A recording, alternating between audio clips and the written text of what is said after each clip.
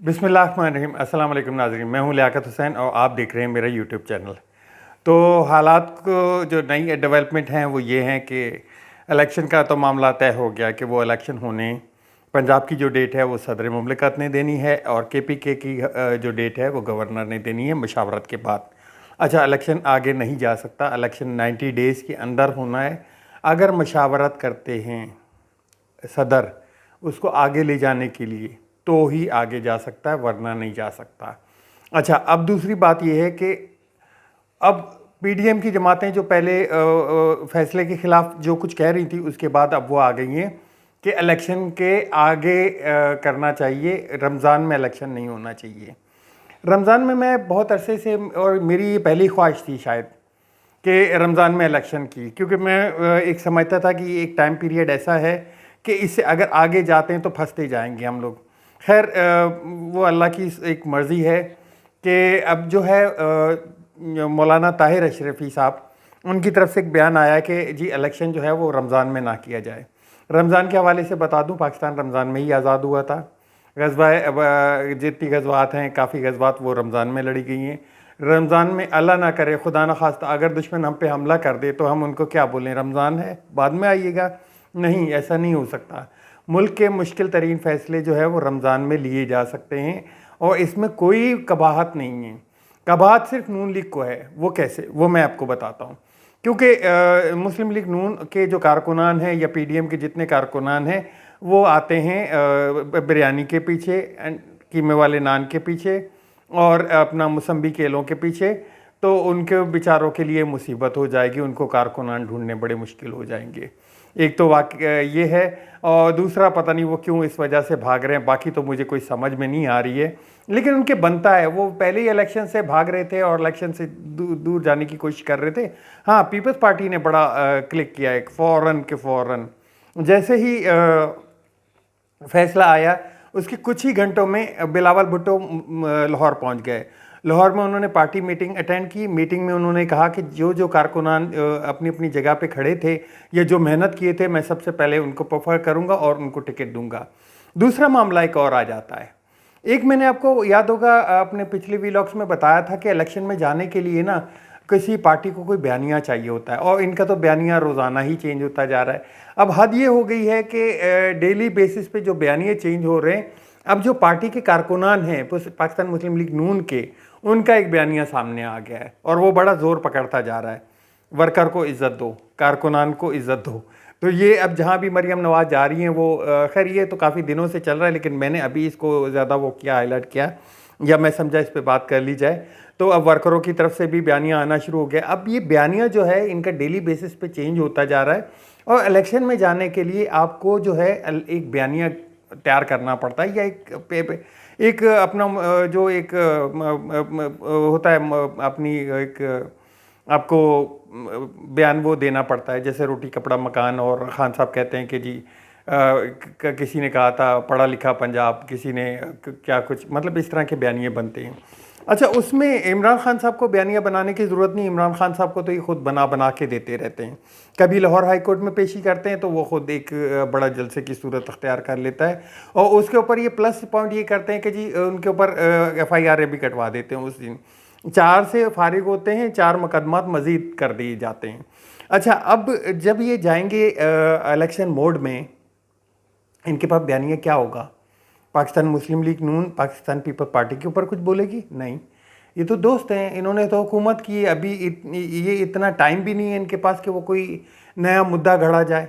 इनके पास इमरान खान है, peoples party के पास इमरान खान है, काफ लीग के पास इमरान खान, काफ लीग बोल रहा हूँ, काफ लीग तो अब अलग होगी, खैर उसके पास भी इमरान खान ही है, और जो JUI है वो भी इमरान खान के। यानी कि ये सारी जमातें मिल के सिर्फ इमरान खान का नाम लेंगी, और इमरान खान इन 14 के ऊपर जो है वो आराम से खेल सकते हैं। लेकिन इमरान खान की खूबसूरती है कि इमरान खान अपनी जो तकरीर करते हैं वो कोशिश ही करते हैं कि उसका ज़्यादातर जो हिस्सा वो सिखाने की कोशिश करते हैं।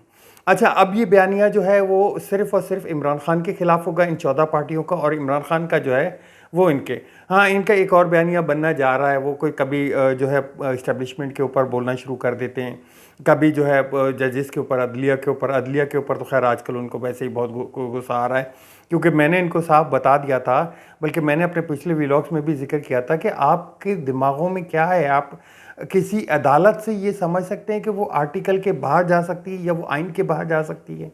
खैर आइए, इनके लिए एक बड़ी प्रॉब्लम है, और अभी तक जो है वो नून लीग तो अभी तक इलेक्शन के मोड में नहीं आई है, वो अभी तक जो है अपने सदमे से बाहर नहीं आई है। पीपल्स पार्टी ने अपनी शुरू कर दी कार्रवाई। दूसरी जानिब जो है वो मरीम नवाज़ को सक्कर से एक तौहीन अदालत का जो है नोटिस भी मिल गया है, मेरे ख्याल से 4 मार्च को उनको पेश होना है। इमरान खान साहब की एक जो गिरफ्तारी है उसके ऊपर उनकी ज़मानत जो है वो ज़ब्त कर ली गई थी, और उनकी गिरफ्तारी के जो है 7 मार्च को उनको गिरफ्तार करके पेश करने का हुक्म दे दिया गया फॉरेन फंडिंग केस के हवाले से। उसके ऊपर राना सनाउल्लाह ने एक दफ़ा फिर बाहें चढ़ाई और एक दफ़ा फिर अंदिया दिया कि मैं गिरफ़्तार करूँगा। मेन चीज़, अब मैं आता हूँ इमरान खान की तरफ। इमरान खान ने आज एक कौम से खिताब किया, वीडियो लिंक खिताब किया। वीडियो लिंक खिताब में उन्होंने बहुत अहम चीज़ बताई जिसका इदराक काफ़ी दिनों से हो रहा था। क्यों? एक तो जो लाहौर हाई कोर्ट का जो इतना बड़ा हाज़िरी हुई है उनकी, वो प्लस राजनपुर का जो इलेक्शन जीत गए वो, फिर ऊपर से इस्लामाबाद की जो उनकी एक अदलिया में पेशी हुई, वो देख के तो पीडीएम की तो आंखें ही बंद हो गई हैं, तकरीबन उनको दिन में ही तारे नज़र आना शुरू हो गए। अब उनकी जान को मज़ीद ख़तरात बढ़ गए हैं, मज़ीद ख़तरात इस तरह बढ़ गए हैं कि इमरान खान साहब ने जिक्र किया कि मेरी जान को मज़ीद ख़तरात बढ़ गए हैं और मुझ पे हम एक और हमला करने की तैयारी की जा रही है। मैंने इनके नाम रिकॉर्ड करके एक वीडियो रखवा दी है।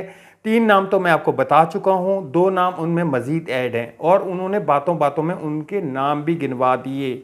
वही 3 नाम सेम जो नाम उन्होंने वज़ीराबाद की एफआईआर में दिए थे, और 2 नाम और उन्होंने ऐड किए हैं, वो उन्होंने रिकॉर्ड करके रखवा दिए हैं। अब उनकी जान के पेश नज़र, उनकी जो वो है उसके पेश नज़र उन्होंने कहा कि मुझे बार बार अदालतों में बुलाया जाता है पेशी के लिए, मैं हाजिर हो जाता हूँ। इतना कि लाहौर हाई कोर्ट पेशी के वक्त मुझ पुलिस की कोई सिक्योरिटी नहीं थी, मुझे 1 घंटा गाड़ी में वहाँ पे बैठना पड़ा, और ये सामने सब जो टीवी के स्क्रीन थे वो लाइव दिखा रहे थे।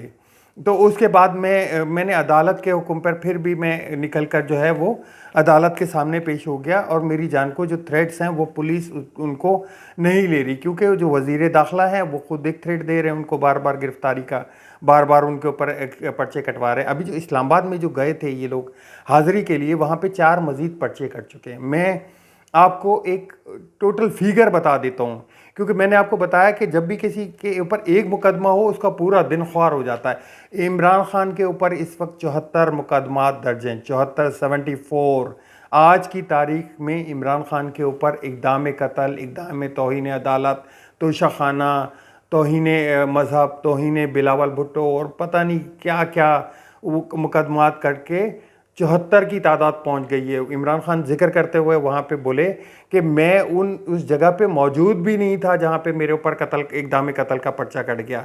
वो एक वाक़या यूँ हुआ था कि इस्लामाबाद की एक पेशी अदालत में पेशी थी, वहाँ इमरान खान साहब थे भी नहीं।